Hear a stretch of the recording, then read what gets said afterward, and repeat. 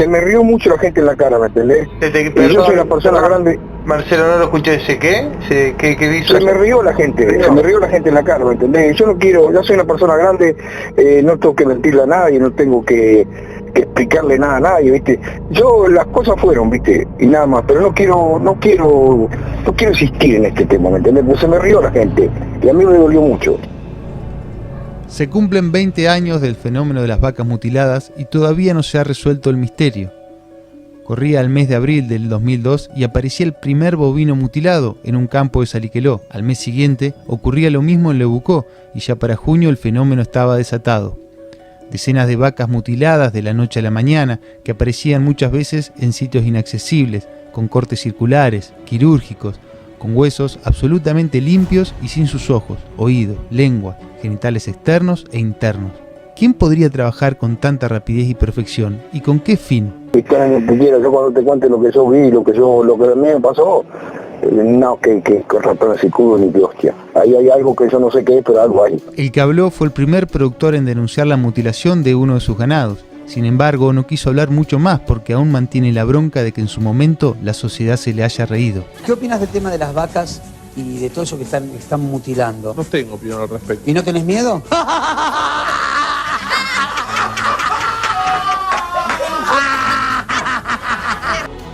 Meses después, el Servicio Nacional de Sanidad y Calidad Agroalimentaria, o SENASA, mostraba un video de un ratón hocicudo comiendo la lengua de una vaca y de esta manera enterraba para siempre todas las investigaciones y teorías que se formaban alrededor del fenómeno. ¿Pero fue realmente el ratón hocicudo la causa de las decenas de mutilaciones que ocurrieron en todo el país y puntualmente en La Pampa? Conseguimos un informe de la Facultad de Veterinaria de Pico que desmiente la versión oficial. En el escrito, firmado por 4 reconocidos veterinarios, se descartan las hipótesis que se barajaban en el momento, que no fue el ratón hocicudo rojizo, roedor que ni siquiera habitaba en La Pampa, ni la avispa asesina, ni el chupacabras. Entonces, ¿por qué el SENASA desoyó el informe? ¿Por qué cerró para siempre el caso y los medios de comunicación le quitaron centralidad? Uno de los hombres que trabajaba en aquel momento en el organismo lo recuerda así. Como organismo oficial responde a las órdenes de más arriba y por lo tanto los funcionarios tuvieron que agachar la cabeza y asumir lo que venía de lo que le decían de otros lados, más precisamente de afuera, y se tuvieron que bancar todo este verso que me generó tanta bronca lo del ratón hocicudo, porque fue como una tomada de pelo hacia todo el trabajo que habíamos hecho, el trabajo de campo y todo, y que por lo tanto ya te digo, me generó tanta bronca que me desligué totalmente de todas las situaciones. En esta historia aparece Chiche Hellblum y un doctor yanqui que anticipan lo que después iba a pasar en Argentina. Aparecen agentes del FBI y cortes producidos por una tecnología avanzada. Hay llamados y voces extrañas y un campo electromagnético que se formaba alrededor de los cadáveres y que podría haber generado el mal de Parkinson en muchos de los investigadores más rigurosos.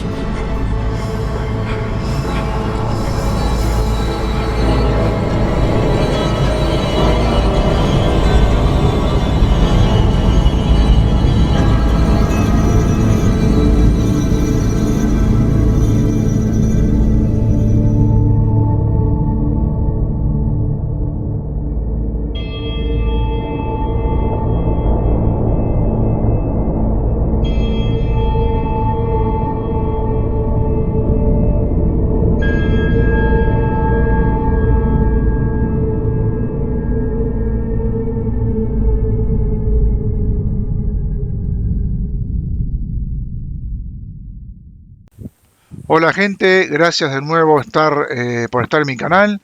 Hoy tenemos una valiosa oportunidad de estar con el doctor Alberto Pariani, un veterinario que tuvo las experiencias y pudo estar in situ en cerca en las investigaciones de lo que es mutilaciones de ganado. Alberto, muy buenas noches y bienvenido a nuestro programa. Hola, buenas noches Pablo, ¿cómo te va? ¿Cómo andás? Bueno, también quiero saludar a Luciano Gagliano y a Gustavo Valverdi. Van a ser 2 personas que en esta situación me van a asistir porque ellos son químicos. Uno es de la parte industrial y el otro tiene que ver con la química orgánica. y acá yo no soy mano, así que ellos van a asistir porque bueno, estamos con 3 profesionales que justamente tienen que ver con la química, el tema digamos, de lo que serían las vacas mutiladas y sus autopsias y sus necrosis. Alberto, eh, ¿cuál fue tu experiencia principal con respecto a la mutilación de vacas? O sea, estamos refiriéndonos al 2002. ¿Cómo se empezó? ¿Cómo empezó todo? Todo empezó, yo en ese momento me desarrollaba como secretario de extensión de la Facultad de Ciencia Veterinaria de la Universidad Nacional de La Pampa, y hubo denuncias donde denunciaban productores agropecuarios que aparecían animales que estaban muertos, pero aparecían al otro día mutilados y dados vuelta. Entonces, bueno, la facultad acudió ante las denuncias a hacer las necropsias para ver qué era lo que estaba pasando. Entonces lo que se hizo la necropsia, se vieron que los animales habían muerto por alguna enfermedad infectocontagiosa, pero bueno, lo raro era que aparecía con ese tipo de mutilaciones, ¿no? Y en un montón de casos. Ajá. ¿Y las mutilaciones qué características tenían? Nosotros ya igual las sabemos, pero queremos, desde tu punto de vista y de tu apreciación, ¿qué tipo de mutilación era? Normalmente desaparecía todo lo que estaba en contacto con el desarrollo, con el comienzo del ciclo estral del animal. Ojos, oído, boca, lengua, genitales externos y genitales internos. Todo eso desaparecía, todo por cortes muy precisos, quirúrgicos, donde esos cortes siempre eran en círculos y ya te digo, primero eran animales que estaban muertos y aparecían mutilados, y después empezaba a ver animales que estaban vivos y al otro día aparecían mutilados. Los mataban y los mutilaban. Ah, increíble eso, ¿eh? ¿El autopsia salió que mientras que los mutilaban ya estaban muertos o estaban vivos? No, en algunos casos los primeros que encontramos se habían muerto por otra cosa y aparecían mutilados, y en los casos más posteriores eran animales que estaban vivos y aparecían mutilados al otro día, o sea que los mataban y los mutilaban. Ok. Bueno, muchachos, ¿quieren hacer alguna pregunta a ustedes? No, por ahora no. Bueno, antes que nada quería decir buenas noches. Buenas noches, Alberto. Es interesante el caso porque por lo que estuvimos leyendo y viendo, fue una oleada que se dio como en muchas localidades de la República Argentina. Estamos hablando de 400, casi 400 vacas que, por lo que pude leer en un informe, que se dieron, donde Alberto estuvo en una gran cantidad de estos casos, y era encontrarlos de una manera muy extraña, más allá de la mutilación. Estaría bueno que nos detalle las zonas donde esto pasaba, porque eran zonas también si no entendí mal, de difícil acceso, ¿no, Alberto? Exactamente, el primer caso sobre todo que acudimos fue en el oeste de La Pampa, en el medio del monte, donde un animal, el productor lo tenía muerto hacía días y al otro día pasó y lo vio dado vuelta. ¿Quién puede haber llegado hasta ahí adentro, en caminos todos de guadales, arenosos, conociendo muy bien para llegar y de noche hasta ese lugar para poder hacer la mutilación? Era algo que no tenía sentido. Y siempre las mutilaciones ocurrían de noche, al otro día aparecían los animales mutilados. O sea, para andar en toda esa zona, en La Pampa ocurrió en toda la provincia de La Pampa, hubo casos, y ya te digo, en lugares muy inaccesibles, que para llegar había que ir en camioneta 4x4 para poder llegar y no encajarse. Ajá. Y aparte conocer, y con un vaquiano, ¿no? Porque si no es imposible. ¿Había una característica del clima específico que se encontraban las vacas mutiladas? No, empezó a darse en los meses de junio, mayo, fines de mayo, principio de junio, una primera oleada que duró más o menos 15 días y después mermó todo un poco y a los 20-25 días empezó otra segunda oleada, que estos sí ya eran animales que estaban vivos y aparecían muertos. Ajá. ¿Y después qué pasó? ¿Fue esporádico? Después siguieron habiendo casos aislados. Lo que pasa es que la gente después ya no los denunciaba, por lo tanto no acudíamos nosotros como ente, la facultad, a hacer las necropsias correspondientes. Ajá. ¿Solo bovinos, doctor? Los que vi yo, sí, solamente bovinos. Pero bueno, he escuchado y he visto, me han mandado información de caballos en algunos lugares, incluso de perros también en algún otro. Pero bueno, pero en el caso que los que acudimos nosotros fueron todos de bovino. Ajá. ¿Alguna noticia sobre cerdos? Acá la pregunta de Gustavo, que iba a preguntar justamente eso. No, sobre cerdos no hemos tenido ningún caso. ¿Y qué característica como profesional para hacer una autopsia, una necropsia? ¿Qué cosas raras había? Porque yo creo que se habrá hecho muchas autopsias o necropsias, no sé cómo sería el asunto. Necropsia, autopsia Necropsia. del ser humano. Ah, perdón, disculpe. La necropsia. ¿Qué particularidad anómala con respecto a lo que sería la estadística común de muerte de los bovinos? Mira, lo más raro que encontramos, y ya pasaba a muchos veterinarios, que cuando vos te ponías a hacer la necropsia, empezabas a abrir el animal y los órganos internos empezaban a poner de un color verde fosforescente o gris fosforescente. Eso nos llamó la atención, enviamos todas las muestras a la Policía Federal, el comisario Padula, que era el que estaba a cargo del laboratorio de la Policía Federal, para poder a ver qué era lo que tenía. Pero cuando llegaban allá, el color verde desaparecía, o el gris fosforescente desaparecía. Pero bueno, igual se encontraron algunos restos de benzodiazepina, y que son unos tranquilizantes, y también se encontraron un producto que se llama Oxindol. Ajá. Preguntas, chicos, que ustedes son químicos, para eso. Sí, tengo una pregunta con respecto a eso. Leí el tema de las benzodiazepinas que encontraron, de hecho figura en el informe. ¿Es de uso común en la veterinaria ese uso de ansiolíticos? Porque sería de la forma conocida comercialmente como alprazolam o ese tipo de productos, el diazepam, claro. ¿Es de uso común en la veterinaria eso en vacunos? Sí, se utilizan en vacunos. Lo que no se utiliza es el Oxindol, pero las benzodiazepinas podían ser de producción endógena, no sabíamos si eran de producción endógena o directamente habían sido inyectadas, porque las concentraciones no eran muy grandes. Ajá. Pero sí, el Oxindol, sí, es raro el hecho de que se haya encontrado. Y estamos hablando de que los tejidos aparecían con una fosforescencia. Exacto. Por eso lo podían observar. Y eso llegó a ser detectado ¿por qué entidad? ¿La policía detectó el Oxindol o fue otro lugar? No, todas las muestras fueron mandadas al laboratorio de la policía. Ajá. Directamente. Bien. Es interesante. Y vuelvo a preguntar otra vez. Estábamos viendo las características del Oxindol, que también figura como una especie de calmante o relajante, que incluso a veces se utiliza combinado con morfina, por ejemplo, para sinergizar el poder de la morfina. Evidentemente es para que el animal, en el caso de tener esa mutilación, probablemente todavía vivo, esté prácticamente dormido o que no tenga dolor. Es realmente extraño que haya dos componentes juntos en este tema.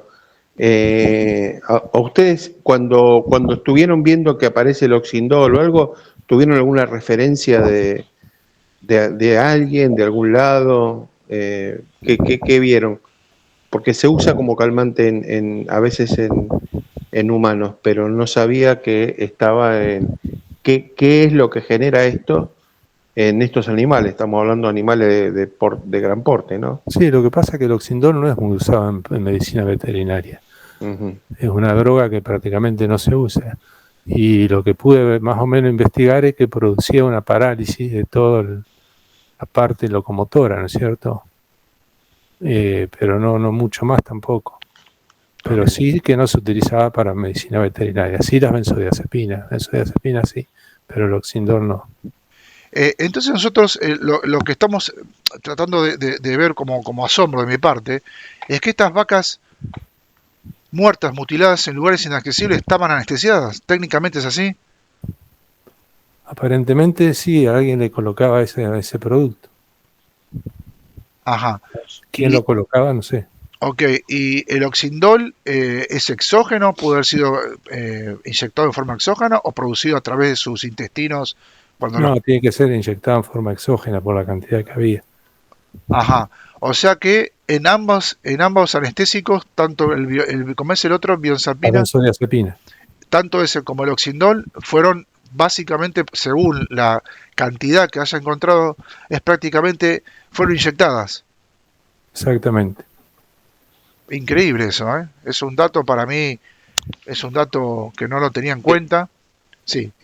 Ese dato combinado, por eso la extrañeza de todos estos casos que han llamado la atención, combinados con, dígame, doctor, que aparecía, ¿qué cosas más ustedes notaron que no se le acercaban animales, Sí, como que normalmente hubieran... cuando llegamos al lugar, los animales, tanto los carroñeros como los mismos de la misma especie, no se acercaban al lugar, llegaban a un determinado lugar y ahí se quedaban.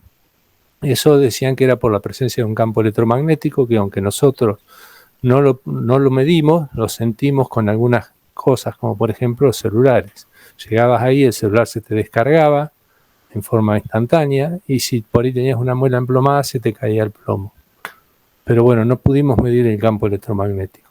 Después de 24 horas o 48 horas desaparecía y los animales se empezaban a acercar. Perdón, Gustavo, vos me habías hecho una referencia en privado y yo te hice una pregunta, ¿cómo puede ser que se caiga el plomo de una muela? ¿Me la puedes decir? Sí, sí, como los plomos son amalgamas, básicamente, los efectos de algún tipo de frecuencia de onda o microonda, lo que te hace es diluir esa amalgama que tiene que permanecer dura en la dentadura y es lo que hace que se afloje. Y esa misma frecuencia electromagnética o microonda en cantidades enormes, porque para que bueno, ahí sabe bien, eso lo puede comentar Luciano, el por qué no se acercan los animales cuando hay niveles altos de estas ondas magnéticas o microondas, generan este tipo de cosas, como por ejemplo reventar una memoria de un... ¿Una tarjeta de celular o cámara Claro, digital? por ejemplo, o descargar las baterías, como a veces pasa que hay esos apagones de luces cuando son a batería, por ejemplo, que empiezan a parpadear hasta que una batería se apaga. Por eso a veces en los campos electromagnéticos se usan baterías que son autorrecargables por fricción, que se da vuelta, digamos, para volver a cargar, porque las baterías comunes se descargan y te quedas sin luz. Bueno, esto es lo que le pasó al doctor Pariani con sus celulares. Esos son efectos, pero de niveles altos de ondas magnéticas, o electromagnéticas, o microondas. No sé, Luciano, si querés comentar algo, pues es interesante estos eventos que van apareciendo todos juntos, que hacen que esto tenga una rareza, más allá de que las mutilaciones ya son una rareza en sí mismo, ¿no? Tenés el micrófono. Perdón, buenas noches. Ustedes saben que hace un tiempito salió con bastante revuelo una serie de documentos que los publicó el diario The Sun en Inglaterra, que supuestamente es una liberación de documentación que tenía la Secretaría de Defensa de Estados Unidos a través del sistema de acceso público a la información. Y entre esos documentos, que son creo que 50 documentos, hay uno en especial que es una investigación sobre los efectos que tienen estos campos electromagnéticos que ellos llaman exóticos, por llamarlo de alguna manera, ¿no? Eh, para ver qué efectos hay, qué se sabe al respecto de personas que trabajan con campos electromagnéticos muy fuertes, por ejemplo, los que trabajan con antenas de radio con emisiones muy potentes, etcétera, etcétera, ¿no? Incluso también hablan de los ensayos que hay, las posibles aplicaciones a nivel de armas, el efecto Habana. A ver, se sabe que ciertos campos electromagnéticos de ciertas frecuencias y ciertas potencias, ciertos valores de energía, causan alteraciones de tipo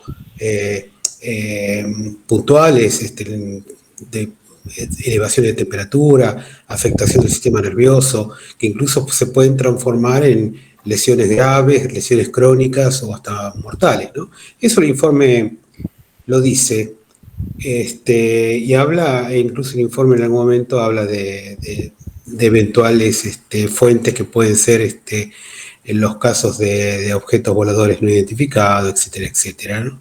Un informe que está interesante porque contiene mucha información, contiene información de frecuencias, energías, etcétera, etcétera. ¿Por qué menciono esto? Porque es un tema conocido, el tema de la afectación de los campos electromagnéticos sobre el organismo. De hecho, hay mucha gente que está muy preocupada con respecto a lo que es el uso de celulares o el hecho de tener un transformador cerca de tu casa, cómo afecta a la salud. Bueno, todo eso está en una suerte de halo de sospecha y de investigación. Hay límites establecidos por los límites internacionales en cuanto a la potencia que tiene que emitir un electrodoméstico o un aparato de radio, un celular, etcétera, etcétera. O sea que es bien sabido que un campo electromagnético puede afectar y afecta a la biología, ¿no? Ahora, de lo que estamos hablando en el tema de las vacas mutiladas, que fue testigo acá Alberto, estamos hablando de un posible campo electromagnético, o sea, yo estoy hablando de la naturaleza, que sea electromagnético, pero además tiene que ser de una intensidad para que pase lo que él dice, fuera de cualquier escala conocida, me parece, ¿cierto? O de escalas muy grandes. Así que lástima que lo vieron de manera indirecta. Estaría bueno el día de mañana, si andamos por ahí o nos enteramos, y acudir inmediatamente, y ya dado que tenemos los equipos necesarios, poder medirlos, ver si efectivamente están, valorizar en qué valores de frecuencias y potencia están. Y a mí lo que me gustaría de todo esto es sacar en principio alguna enseñanza que de alguna manera sirva de alerta o de aviso a quienes van a trabajar a futuro con el tema, ¿no? ¿Qué le parece, Alberto? Mirá, yo la verdad que coincido totalmente con lo que vos decís y te quería comentar algo. Nosotros, dos de los patólogos que trabajamos, que fuimos los que más contacto tuvimos con los animales, terminamos con una enfermedad crónica como es el mal de Parkinson. Qué casualidad, ¿no? Sí. Que los dos terminamos con lo mismo. Yo en el caso mío sin tener ningún antecedente en la familia, y bueno, la doctora Álvarez no sé si en ese caso de ella me parece que tampoco. Pero bueno, empecé a investigar por qué lo podía llegar a tener, y fue cuando me encontré con el tema de las ondas electromagnéticas que podían llegar a afectar al sistema neuronal. Hubo cuatro personas que investigaron, dos solamente tuvieron el tema de Parkinson. Sí, pero fuimos los que más tuvimos contacto directo con los animales, los que estábamos en el laboratorio, los que íbamos al lugar. ¿Tenían alguna sensación de dolor de cabeza, de cegueras? No. ¿No había nada? No. Ajá. Doctor, volviendo a la necropsia, una cosa que usted había dicho en la entrevista que le hicieron, una muy linda entrevista del diario Vive, que estaba a cargo de este chico, espera un segundo, León Nikanov, una excelente entrevista le hicieron. Usted refiere que lo que me llama la atención es que hay una tela delgada en el hueso que se la pelaron totalmente. Sí, Que es eso técnicamente es lo que imposible. Eso nos llamó mucho la atención. Todos los huesos están cubiertos por una capa transparente, se llama periósteo, que para poder sacarlo hay que cortar y sacarlo con mucho cuidado y siempre quedan marcas. En el caso de los huesos delioides, que era donde se insertan los músculos de la lengua, aparecía pelado totalmente, sin el periósteo, y no tenía ninguna marca, ni de láser, ni de electrobisturí, ni de nada.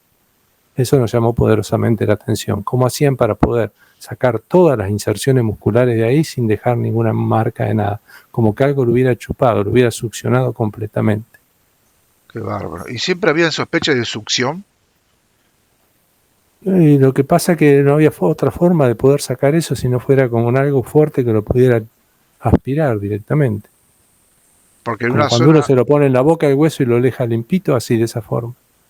Ajá, porque en estos lugares que son inaccesibles, que uno tiene que estar con las 4x4, que... No, y de noche menos. Digo, tenés que tener...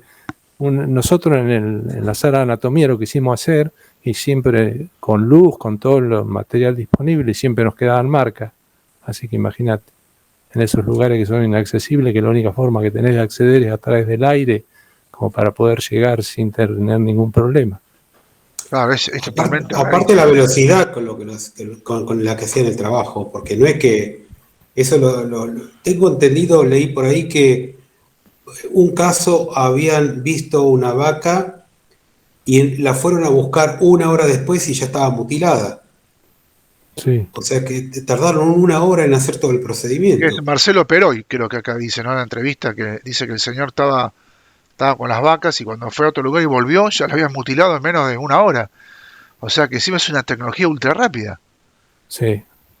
Tecnología, yo supongo que es una tecnología, pero algo está detrás de eso que evidentemente no perfila de origen humano, porque si no hay rastro de nada, y lugares inaccesibles, y lo que más llama la atención es que tiene 2 anestésicos. Por eso siempre nosotros decíamos, podemos decir lo que no es, pero no podemos decir lo que es. Exactamente. Una cosita, porque dejamos pasar algo que quizá también es importante para que quien escuche esto también se entere. ¿Qué es el ciclo estral, doctor? Para que nos comente, ya que estamos con un veterinario que... El ciclo estral es cuando el animal entra en celo. El animal entra en celo por estímulos olfatorios, auditivos, ópticos, y después toda la parte genital es externo e interno, que es todo lo que desaparece en el tema de las mutilaciones. Todo eso es lo que desaparece. O sea, la única conexión que encontramos es esa, que está todo relacionado al ciclo astral del animal. ¿Y los bovinos estaban en un ciclo astral específico? ¿Eran mutilados? No sé en qué ciclo estarían en ese momento, ¿viste? Cuando fueron mutilados. Pero bueno, es muy difícil.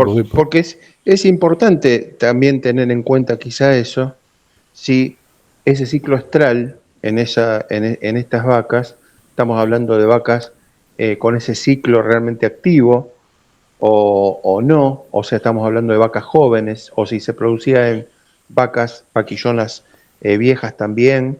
Sí, en machos también, ¿viste? Machos también. O sea, no importaría si ese ciclo está activo o no. Porque el macho también desencadena, o sea, cuando ve una vaca alzada, el macho también a través de estímulos lo detecta, a través de estímulos olfatorios, táctiles, lo mismo. Ahí su colega, la doctora Rosa Álvarez, había mencionado, no sé si lo mencionó al señor, que ella había detectado una especie de bacterias extrañas en el tejido que no la pudo publicar porque obviamente el SENASA dio una orden en el que no se investigue más. ¿Usted sabe qué tipo de bacterias son esas? ¿Alguna vez le comentó la doctora? Me dijo una vez que había encontrado bacterias, pero no específicamente qué tipo de bacterias eran. Lo dejamos para otro día hablarlo y bueno, después nunca nos hemos juntado. Ajá. Pero sí, ella siempre me dijo que había encontrado, sí, bacterias.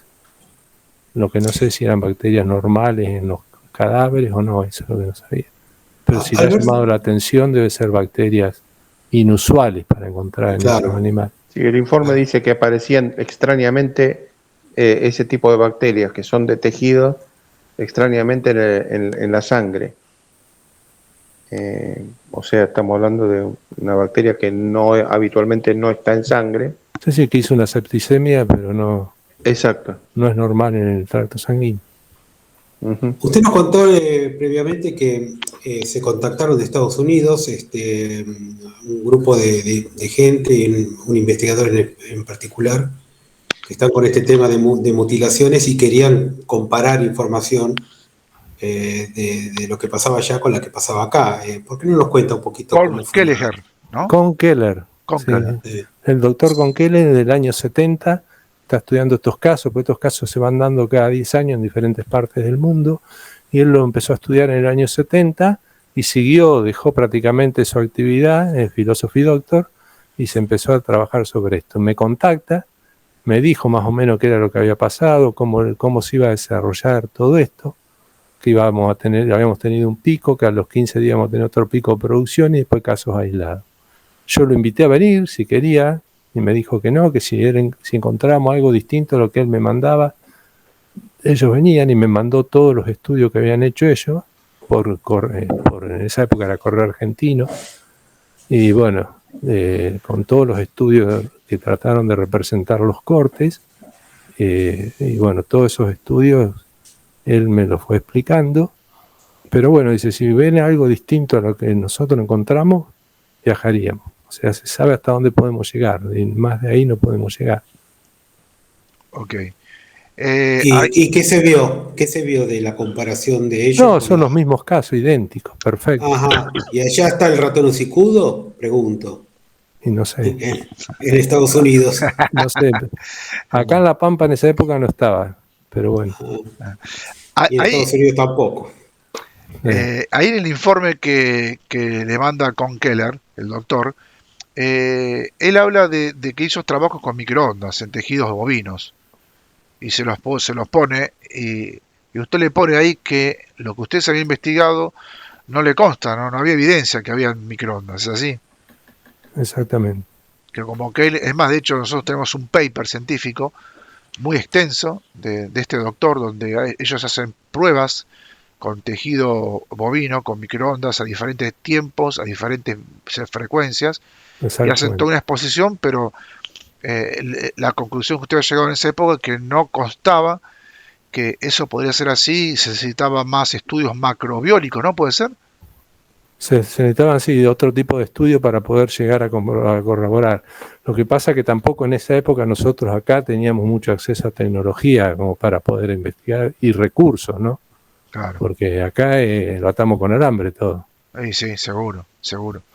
¿Y cuál era la posición del SENASA? Cuando ustedes empezaron a investigar esto, empezaron a llegar a fondo, a encontrar estos elementos tan raros y tan sugestivos, ¿no? Porque uno podría pensar cualquier cosa. ¿Qué actitud tuvieron para con ustedes como personas? Más allá de su veredicto. No, nosotros el SENASA lo que nos dijo, que, bueno, primero que estábamos investigando, le mandábamos los informes de lo que investigábamos, hasta llegar al informe final que fue enviado, donde decíamos lo mismo que le estoy contando acá, que era lo que no era, pero no sabíamos qué era lo que era. Entonces, en esa época venía una inspección de la Comunidad Económica Europea por el tema de lactosa, así que bueno, la idea era medio como dar por terminado este tema.